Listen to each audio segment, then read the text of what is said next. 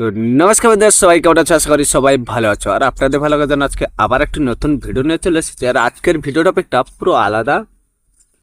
মানে আজকের video topic আমরা আলোচনা করব 2026 2026 সালে আমাদের ওয়েস্ট বেঙ্গলে ভোটে কে জিতবে বা কে আবার মুখ্যমন্ত্রী হবে, মমতা ব্যানার্জি না বিজেপির কোনো প্রার্থী? কে হবে আমাদের ওয়েস্ট বেঙ্গলে নেক্সট মুখ্যমন্ত্রী? তো এখন প্রশ্ন হচ্ছে, আমাদের আমাদের ওয়েস্ট বেঙ্গলে তৃণমূল কংগ্রেস ক্ষমতায় থাকবে না বদল হতে চলেছে, যে বিজেপি আসবে?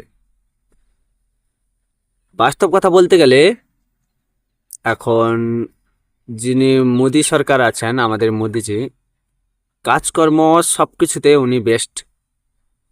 উনি কেন্দ্রে আছেন, আমার মতে ওনাকে কেন্দ্রে থাকা উচিত। কারণ আমাদের ইন্ডিয়াকে উনি যে পজিশনে নিয়ে এসছেন, তো তার জন্য স্যালুট জানাই, হ্যাটসঅ্যাপ। উনি অনেক কাজ করেছেন আমাদের ইন্ডিয়ার জন্য। বাট আবার ওয়েস্ট বেঙ্গলের ক্ষেত্রে মোদিজিকে দেখা যায়, তো ওয়েস্ট বেঙ্গলের ক্ষেত্রে মোদিজি কিছুই করেননি সেরকম, জনগণের মন আকর্ষণ করতে পারেনি। এবার যারা ইন্ডিয়া নিয়ে ভাবেন বা ইন্ডিয়ান নিউজ দেখেন, তারা একমাত্র মোদিজিকে ভরসা করবে, তারাই মোদিজিকে ভোট দেবে।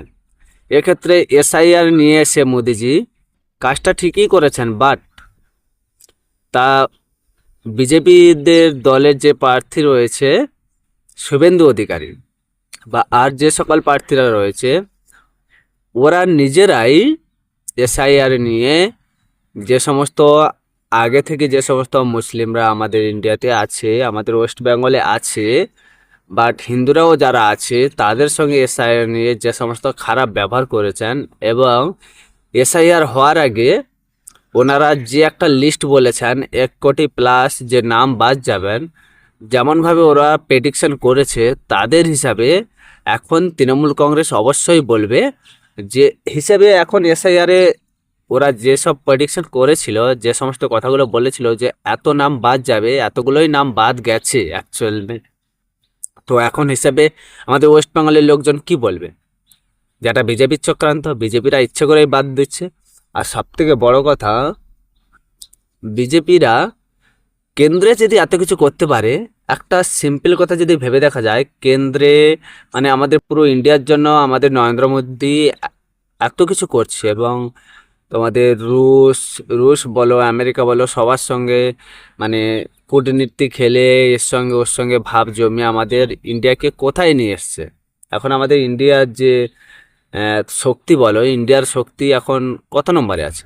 আমরা পঞ্চম স্থানে, চতুর্থ স্থানে আমাদের ইন্ডিয়ার শক্তি, অর্থনীতি, সব দিক থেকে জিডিপি আমাদের 4 নম্বরে চলে এসেছে।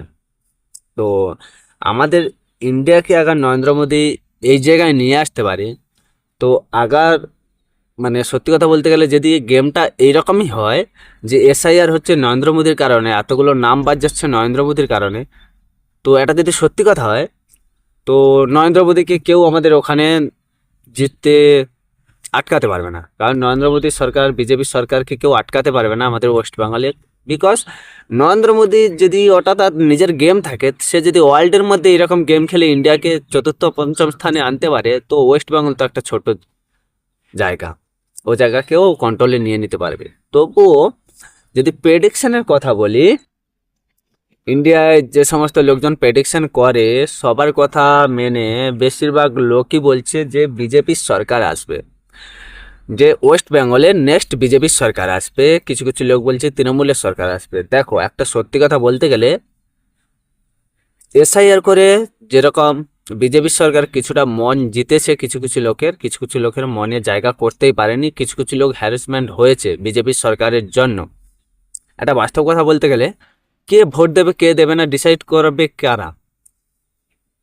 যারা রাজনীতি করছে, বিজেপি দলের নেতারা, ওরা ডিসাইড করবে কে ভোট দেবে কে দেবে না।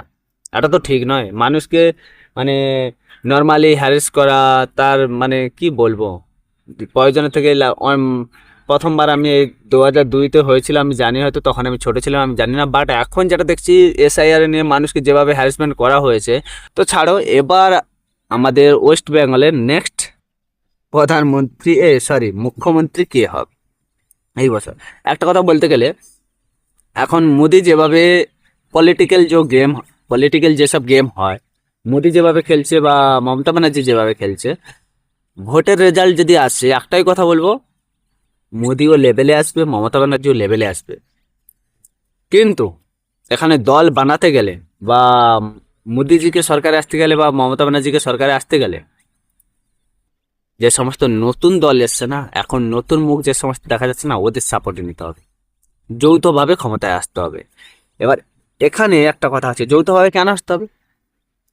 কারণ মমতা ব্যানার্জি যতটা ভালো করেছে, যতটা মানুষের ভালো করেছে, ততটা খারাপও করেছে, মানুষই বলছে। বিজেপি যতটা ভালো করেছে ততটাই খারাপ করেছে। একটা জিনিসের ভালো যতটা থাকবে, খারাপ ততটা থাকবে, নর্মাল ব্যাপার। যতটা ভালো থাকবে ততটা খারাপ থাকবে।